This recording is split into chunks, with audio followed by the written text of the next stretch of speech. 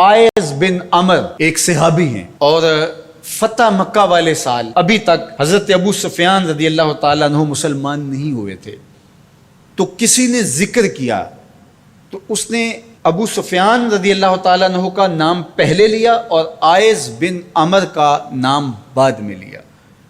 تو میرے اور آپ کے آقا و مولا ناراض ہو گئے اور فرمایا ایسا نہیں کرو گے، تم سردار ہیں قوم کے ابو سفیان اور یہ آئز ایک سادہ مسلمان ہیں، لیکن چونکہ یہ مسلمان ہیں لہٰذا نام لیتے ہوئے تم پہلے اس کا نام لو گے. اقبال کہتا ہے کہ قطرائے آب وضو کمبرے خوب تر از خون ناب کیسرے، کہ حضرت علی رضی اللہ تعالیٰ عنہ کے در کا غلام کمبر رضی اللہ تعالیٰ عنہ جب وضو کرتے ہیں اور ان کے وضو کے پانی سے جو قطرے گرتے ہیں وہ اس دور کی سپر طاقت سلطنت روم کا شہنشاہ کیسر، کہا کیسر کے خون سے وہ قطرائے وضو زیادہ قیمتی ہے جو محمد عربی کے غلام کے بدن کو چھو کے گزرتا ہے.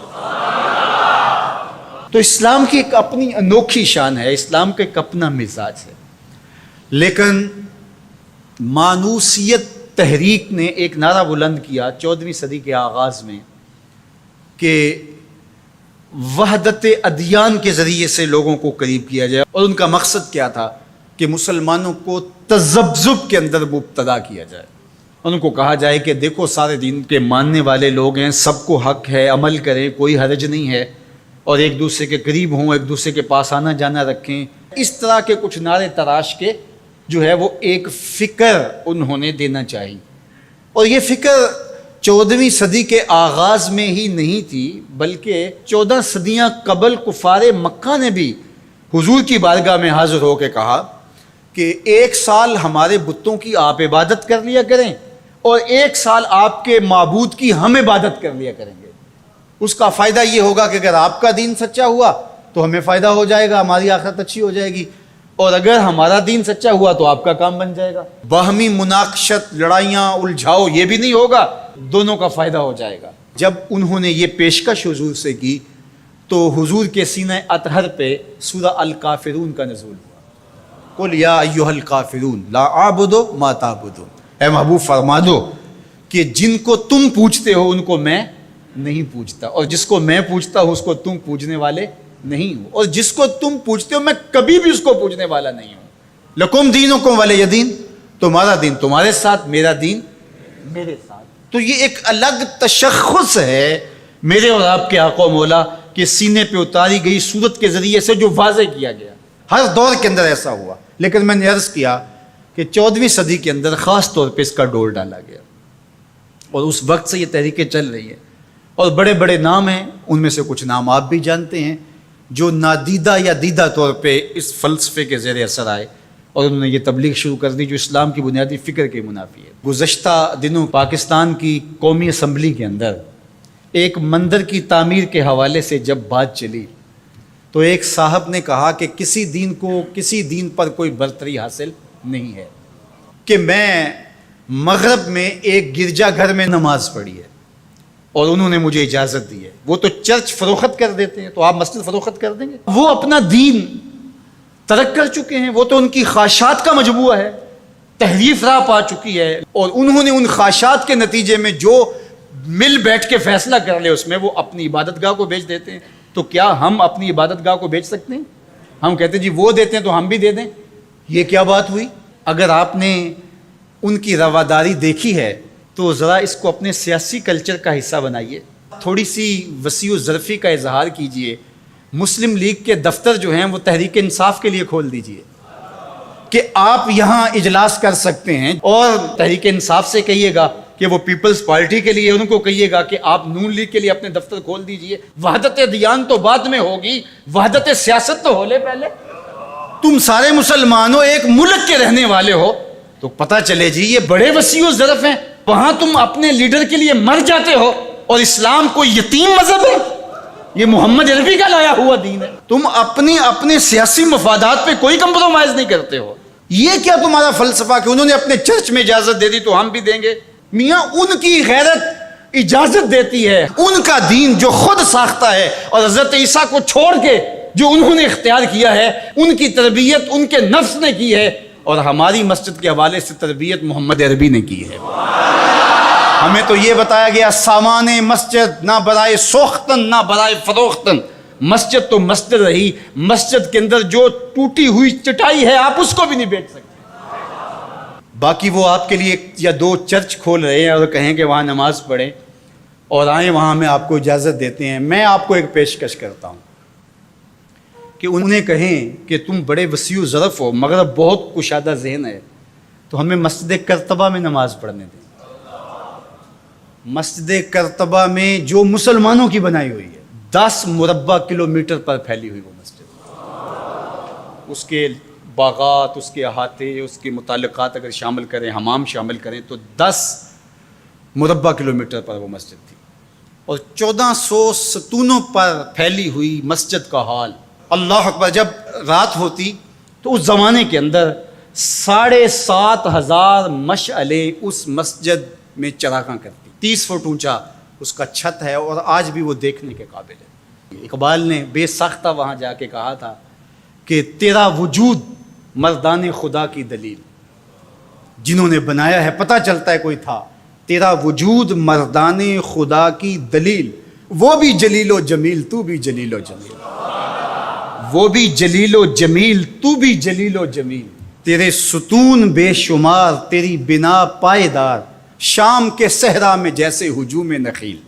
تو وہ مسلمانوں نے بنائی ہوئی، 800 سال مسلمانوں نے اندلس میں حکمرانی کی، اب وہ مسجد مسلمانوں کی تعمیر کردہ وہاں موجود ہے اور گرجا گھر میں تبدیل کر دی گئی ہے۔ 2008 میں مقامی مسلمانوں نے پوپ کو درخواست دی کہ جس رواداری کی، مذہبی رواداری کی آپ بات کرتے ہیں، اس رواداری کو قائم کرنے کے لیے ایسا کیا جائے کہ ہمیں بھی اس مسجد میں نماز پڑھنے کی اجازت دی جائے۔ یہاں گرجا گھر ہے، تصویریں لگی ہوئی ہیں، اور وہ آ کے عبادت کرتے ہیں عیسائی، تو ہم بھی ایک گوشے میں عبادت کر لیا کریں۔ مغرب جس رواداری کا پرچار کرتا ہے اس کا عملی ظہور ہو جائے، لیکن پذیرائی نہیں بخشی گئی۔ کہاں گئے وسیع و ظرف؟ تم کہتے ہو نا گرجوں میں نماز پڑھنے دیتے ہیں، تو وہاں 2 رکعت پڑھ کے دیکھا۔ 2011 میں اللہ نے توفیق دی تو مجھے شوق تھا کہ میں مسجد کرتبہ دیکھوں، بچپن سے پڑھتے آئے، اور مسجد کرتبہ کی یادیں خیالوں میں نقش تھیں۔ تو جب میں وہاں پہنچا تو وہ دروازے پہ بتا دیتے ہیں کہ یہاں نماز کی اجازت نہیں ہے، تو اب وہ مسجد جہاں قدم قدم پہ اہل علم اور اولیاء کی پیشانیوں اور سجدوں کے نشان موجود ہیں، اب مجھے تو گوارا نہ ہوا کہ میں جوتا پہن کے جاؤں، تو میں نے جوتا اتار کے ایک سمت رکھ دیا اور مسجد میں داخل ہوا۔ تو سیکورٹی کے لوگ میرے پیچھے بھاگے اور کہنے لگے کہ آپ یوں نہیں پھر سکتے۔ میں نے کہا کیوں؟ کہتے آپ نے جوتے اتارے ہوئے۔ تو وہاں تمام مذاہب کے لوگ آتے ہیں، آپ جانتے ہیں کہ ان کے لباس بھی مختصر ہوتے ہیں، تو میں نے کہا انہوں نے تو لباس بھی نہیں پہنے ہوئے، تو مجھے اس کی اجازت دیتے کہ میں جوتا اتار دوں، انہوں نے لباس اتارے ہوئے۔ تو وہ کہنے لگے جی نہیں۔ میں نے کہا مجھے بات سمجھاؤ کس طرح؟ تو جو گفتگو ہوئی وہاں، جو میرے ساتھ ترجمان تھے ان کے ذریعے سے، وہ یہ تھی کہ چونکہ مسلمان مسجد کی تعظیم کرتے ہیں، اور مسجد کی تعظیم عبادت کا روپ ہے، اور وہ مسجد کو تقدس دے کر کے اس کی تعظیم کرتے ہیں، اور آپ نے جو جوتا اتارا ہے آپ کی نیت میں مسجد کی تعظیم ہے، یہی ہے۔ میں نے کہا بالکل یہی ہے۔ یہاں بڑے بڑے مشائخ اولیاء بیٹھتے رہیں تو کس طرح میں اپنے جوتوں سے اس پہ فرش کو رون دوں؟ تو انہوں نے کہا جی ہم اجازت نہیں دے سکتے۔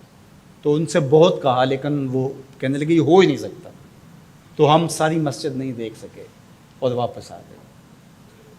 اور 2014 میں پھر دوبارہ جانا ہوا، پھر یہی میرے ساتھ مسئلہ ہوا۔ تم کہتے ہو بڑے وسیع و ظرف ہے، میں اپنا تجربہ بتا رہا ہوں۔ تم کہتے ہو چرچ میں نماز پڑھنے دیتے ہیں اور وہ جوتے اتار کے نہیں جانے دیتے۔ او میاں، وہ تمہارے لیے ایک کھلونا رکھا ہے، تمہیں بہلانے کے لیے، تمہیں ورغلانے کے لیے وہ رکھا ہوا ہے۔ انہیں پتہ ہے اس سے بہل جائیں گے، اور وہ بھی شور جا کے کریں گے کہ ہماری مسجدوں میں بھی ایسا ہونا چاہیے، ہم بھی وسیع و ظرف ہوں۔ وہ تمہیں دھوکہ اور فراڈ دینے کے لیے کیا ہے۔ اقبال نے کہا تھا اندروں تاریخ تر از چنگیز، یہ بظاہر میٹھے میٹھے لگتے ہیں لیکن ان کا اندر چنگیز سے بھی زیادہ تاریخ ہے۔ تو جو گرجے فروخت کر دیتے ہیں، آج آیا صوفیہ کہ ان کو کیوں تکلیف ہو گئی؟ اور وہ سلطان محمد الفاتح نے خریدی ہوئی ہے، اور آج آیا صوفیہ سجدوں سے آباد ہو رہی ہے۔ آج وہ مسجد اذانوں سے پرنور ہو رہی ہے اور ماحول کے اندر وہ عجیب خوشیاں پھیل رہی ہیں۔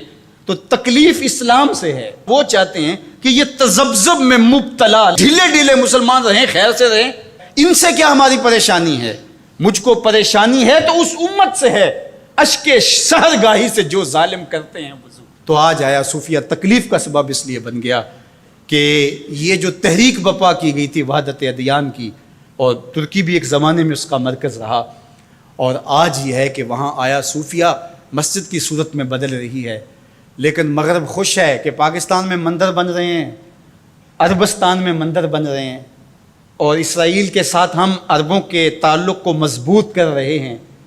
لیکن یہ تمہارا ادھورا سا خواب ہے جو کبھی پورا نہیں ہوگا، یہ وقتی ہوگا۔ انشاءاللہ وہ وقت دوبارہ آنے والا ہے کہ پوری کائنات پہ جھنڈا میرے حضور کا ہی ہوگا۔ ملیں گے سینہ چاکانے چمن سے سینہ چاک، بزم گل کی ہم نفس باد صبا ہو جائے گی، شبنم افشانی پیدا کرے گی میری سوز و ساز، اس چمن کی ہر کلی درداش نہ ہو جائے گی، آسمان سحر کے نور سے ہوگا آئینہ پوش، ظلمت رات کی سیما پا ہو جائے گی، شب گریزاں ہوگی آخر جلوہ خورشید سے، یہ چمن معمور ہوگا نغمہ توحید سے۔